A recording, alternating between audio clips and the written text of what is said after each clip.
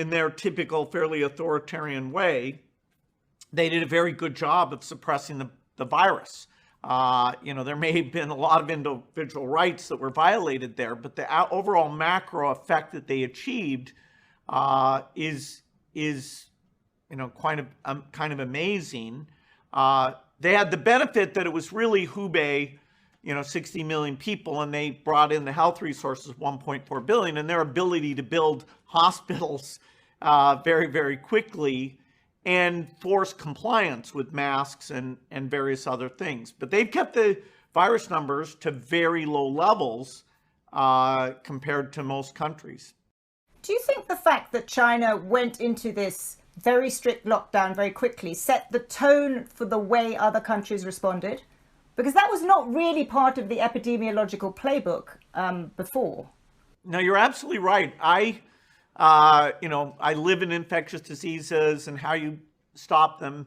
And so when we were first talking about the shutdown, I was like, wow, we're really going to do this. Are people really willing to do this?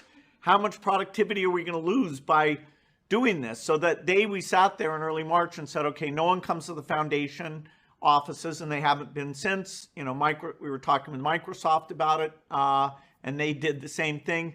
I remember thinking, gosh, I wish we did practice for this because it's such a novel idea. And so I think, yes, that influenced things. The idea that you would just let it rip, nobody really did that. Even Sweden, that people call out, did ask for behavioral change. They didn't do pure bans quite as much. And during the epidemic, there have been periods where it looked like their approach was smart, then it looked like it wasn't smart. That still swirls around to this day about the relative health and economic effects that they experienced versus other countries. Now let's turn to the US, because it's the country, it's the world's biggest economy. It's the preeminent public health country in the world. It's got the world's best epidemiologists. I mean, why has it done so badly? Well, we believe in freedom.